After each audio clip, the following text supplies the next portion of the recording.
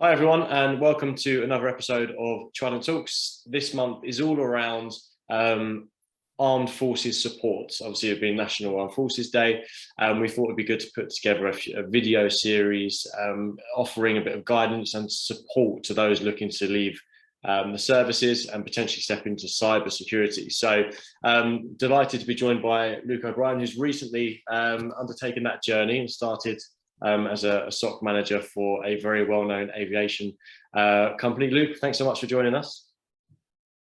Hi, thanks, Charlie. Great to be here with you. Good. So, Luke, for those people that don't know you, do you want to give a brief introduction into who you are, what you do now, and then what you did when you were serving? Yeah, sure. So I'm Luke. I'm a new SOC manager for one of the UK's largest airlines. Previously, I was in the RAF for 9 years as a commissioned officer. I specialised as an engineer, but then eventually made my way into cybersecurity for the last sort of 5 years or so of my career. So after being in that environment for a long time and working with lots of the most interesting sort of companies and organisations in the UK, started to weigh up my options and consider where I wanted to go. And at that sort of 9-year point, it's a real sort of tipping point about where you want to go in your career. For me as an officer, is it down that route of being promoted and going up the ranks and that sort of stuff, or do I take my experiences that I really enjoyed in the RAF and then go off and go my own way in Civvy Street? And that's really the direction that I decided to take. So I put my notice in sort of last summer. Spent the first 6 months of that year's notice that you serve just sort of working as normal, doing a little bit of networking, talking to people, but I didn't really invest a huge amount of time. I went on the career transition workshop, which was really good. I thought I had a good idea of, I was a cybersecurity person in the RAF, so I thought, oh, that'll be fairly straightforward to move into Civvy Street. But actually, the career transition workshop was really helpful for all that sort of civilianization of your CV and working out how you fit in the civilian world. So definitely recommend that. But then when it came to sort of the new year, earlier this year, I thought, right, now it's time to start getting serious. I only had a few months left in work. You start to get those dates coming at you really quickly. So I knew I had, maybe three months or so to try and find a job. And then once I started all my resettlement period, my training and everything, I'd have something in the bag, hopefully. And that's how it panned out, basically. I used the power of LinkedIn and my network that I spent some time building. Posted that I was 6 months away from leaving the forces, and really had a whole deluge of interest from various recruitment firms, including Trident, who were great in getting me this current role. I'll stop it. So yeah. So and that's how it sort of worked for me. Yeah. Good. So it's really insightful. So if we step back to that time when you joined as an engineer, at what point did you sit there and think, I want to kind of head into cybersecurity? What made you? So I was really lucky. At the start of my career, I got this opportunity to go away to the US and work with the US Air Force on cyber stuff. Not an area I ever thought I would end up in, because my engineering background was more about electrical and systems like that and radars. And I wasn't really that good at coding or anything like that. I still, to this day, am not a very good coder, and would not choose that as a job. So to end up going down the cyber route and have my eyes open to sort of the variety of things that you could do, that was really beneficial. And then, after a couple of years of doing sort of fairly normal Air Force engineering roles, both in the UK and deployed, I ended up in cyber defence for the MOD, which was amazing. Nice. Okay, cool. It must be some pretty good experience working on the other side of the pond as well. Yeah. Very, very insightful. Do you think they do things a lot differently compared to the UK without giving away too much? I think it's quite different in terms of what they ask their sort of officers versus enlisted to do. Obviously, they've got so many more people than we do, so there's a bit less like multi-skilling, I suppose, is one of the ways to look at it. So, in the UK, we tend to try and do a bit of everything, whereas they had a bit more specialization over in the US just because of the numbers. Okay, cool. I'll deter from making any kind of comment on that because I might enrage a few people. Okay, good. And a controversial point for some, do you feel that the support that you got from the forces when you said you wanted to leave, was that good? Do you think there can be changes to be made, or what was your experience? I think my experience was really positive, actually, but potentially as someone who had the sort of skills and experience from my day job in the military and going into the same sort of thing on the outside, I probably had a bit of a smoother ride. I imagine people who are, coming from a slightly different background, who are wanting to break into cybersecurity for the first time, they do have a bit of a tougher time of it. But there's definitely a lot of support and a lot of resources out there from the likes of people like Tech Vets, who's a great charity that I 100% approve of. I think they're brilliant. But I think other recruitment firms that I did talk to were a bit more sort of stovepiped and said, right, well, you did this many years at this rank, and that means you can do this sort of job. But I think firms like Trident actually were a bit more pragmatic about that sort of thing and about what sort of roles I'd be going for. So they've not asked me to say that, by the way. That was just my experience. Well, we paid you. But yeah, I think it was quite smooth for me. But I know that's not the case for everybody, which is why I'm really conscious of different experiences and why I want to do things like this with Trident, with organisations like TechVet, supporting them and helping other people, because I know it's not always as easy for everybody. Yeah, there's a huge abundance of support out there. For me personally, I wasn't looking to transition into cyber. Coming from the Submariner world, there wasn't too much out there. We were very kind of told that there's not too many places we could go, so we should really consider staying in. So it's good to hear that. But mind you, that was a good couple of years ago. So it's good to hear and see that there is a lot of support, like companies like TechVets, and a lot of larger companies as well offer a lot of free training and transition, almost like apprenticeship type schemes as well, which is great. So for you, what do you think was the biggest? Did you have a worry or any type of concern or struggle?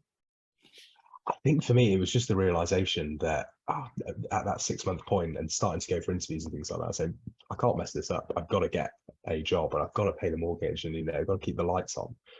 So the actual reality of it was quite sort of shocking, because when you're in the military, right, I'm going to do this posting for 2, 3 years, 5 years, however long, and then at the end of that there'll be something else.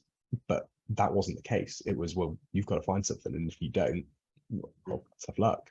So toying with that sort of possibility was a bit daunting, actually.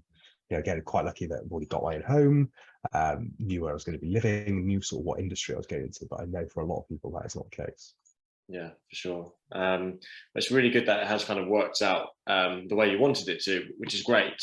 What would be your advice to, you've kind of alluded to it already, actually, to anyone else who's thinking of stepping away? Is there a certain process they should follow? What would be the first steps that you think you'd advise someone to do? I think it's about having a plan and make sure you're going into your new career for the right reasons, and not just going because you've had a bad day at work or you've had an argument with somebody. You make sure that it's the right time and a place for yourself and whatever your personal circumstances might be. A year is a long time, right, to do this like resettlement period, or if you have longer, it's a full career. So I broke it down to that sort of 6 months, 3 months, 3 months. That really helped me to have a handrail. Okay, right, I need to be doing this, this, and this at each different stage. And there's plenty of people out there who've done similar things and blogged about it, posted about it on places like LinkedIn. So I did take some inspiration from other sort of people that I've seen out there about how they structured their sort of campaign plan. In the military, we're good at planning. We like to do orders and we like to do processes.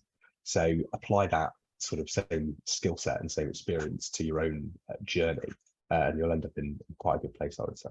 Yeah, that's some valuable advice. I think to actually break it down into the 6-3-3 is really, really good. Because like I say, years are a long time, right? One thing that when we go to any kind of event which attracts a lot of ex-forces or service leavers or people who are thinking, well, actually, like I'd like to leave, is just really start that networking process early as possible, to be honest, because you never know what's going to happen. Because you might reach out to someone on LinkedIn, for example, or someone like yourself, and they might say, look, yeah, I'm interested in this. And you're like, well, actually, we haven't got anything now. Take these steps over this course of your transition, because in 12 months or whatever amount of time, we could be looking at something like that. So sooner rather than later is definitely a good idea. And there's a lot, everyone's really helpful, aren't they? Everyone's open to helping each other, especially even if it's not ex-mil or serving, anyone within the security industry is very much open to helping out, right? Yeah, definitely. I think that networking point is really important. You start building a network from the day one that you walk into whatever training establishment you went to, because those people that your cohort, you're going to be working with them for a number of years. You know, some may only do 3 or 4, some may do 22 or even longer. So build that network from then, and you just never know where life might take you and where you might end up. You know, reaching out to people that you used to work with was really helpful for me. I had a boss that I worked with last time, maybe 4 years ago. He took a look over my CV and gave me some really, really helpful points about how I could tweak it and make it look a bit better. And, you know, I've not seen him for 3 or 4 years at this point, and that was really, really helpful.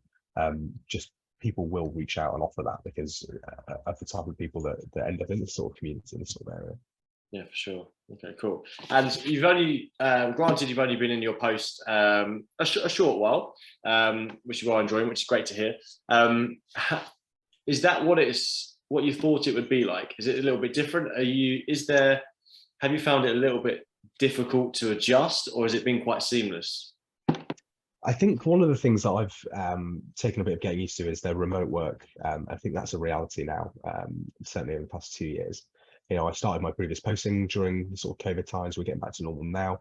And it's about sort of tweaking your approaches to how you do these sorts of things. You know, just messaging people, talking to people, keeping communications open is really, really important. I think it's just going to be a fact of life for everybody. I think potentially coming from the military, say if you're in a job where you're on camp, you know, 5 days a week, you're out in the field on exercise, you're away on a ship, you know, that remote work is not going to be something you're familiar with. But learning all the skills and being able to operate in this sort of modern way is absolutely essential. Okay. It's really interesting, actually, that the biggest point you raised there is the remote working. Sometimes we speak with clients and they turn around and say, which is fully understandable, they're looking for people with a bit more commercial experience because they think that there is actually going to be that downtime for someone transitioning to get used to that commercial environment, which, you know, you can understand why some people would say that, but the fact that you didn't even kind of really flag that up is potentially something to look into. And maybe people need to be a little bit more flexible with that, because in your opinion, without kind of being biased, what do you think are the key things that someone coming in from the RAF or Navy or Army or wherever it may be, even police, what kind of characteristics do you think they bring to an employer which can help benefit a security team or any other team? I think, yeah, just in general is the fact that we get a job done, regardless of the sort of circumstances or what obstacles or things are in the way. There is always a way to get through it, and a service person of whatever description will have experience in getting things done in a difficult environment. You know, doing the right thing, being diligent. You know, even to the basics of turning up on time. One of my colleagues is ex-army, and we're always the ones 5 minutes before on the calls or in the meetings, waiting for everyone else to join in. So it's just little things like that it's more difficult to teach, and potentially is not as widespread in the private industry. But it's certainly something that I've noticed in my sort of few weeks in this industry. I thought you were going to say one of your colleagues is ex-army and they're always 10 minutes late. No, the opposite. Oh, perfect. Okay, and I don't want to keep this purely for armed forces. What would your advice be to a junior security analyst who obviously isn't serving and they want to step into the industry? What advice would you give them to get them started? It's about learning. It's all about learning and putting yourself in a position where you're learning new things all the time. In cybersecurity, if you're not moving forwards, you're going backwards, just because of how quickly things change. Look at all like the vulnerabilities that are coming up. I think one of the questions, I've not been in the job very long, but I've already done a lot of interviews for people of that sort of position in my team. You know, saying, well, what sort of cybersecurity items have you seen in the news recently? And if you say like WannaCry, well, that was 5 years ago now. Yes, it was a big deal then, but there's been so much more since then. There's always stuff cropping up in the news, much to our sort of displeasure in the security industry of the latest vulnerability to respond to. But having your eye on what is going on in the industry is really important. And you know, you can get that for free from Twitter, social media, LinkedIn. You know, there's all sorts of YouTube channels out there that you can follow people on and learn those newest developments in the industry. So yeah, constantly being looking for the next thing is really important. Okay, that's good. But exactly, it makes a huge difference. You might sit there and say, well, I can do this, this, and this on your CV. And when actually questions about it and you don't know anything that's relevant in the industry now is completely different, right? You rather Yeah, see definitely. someone who's all over the current threat landscape and no certifications, than anything, right? So great, really, really helpful, really useful. Final question. Why RAF and not Navy? So I came really close to join the Navy because I think I liked the idea of being like Commander O'Brien or whatever.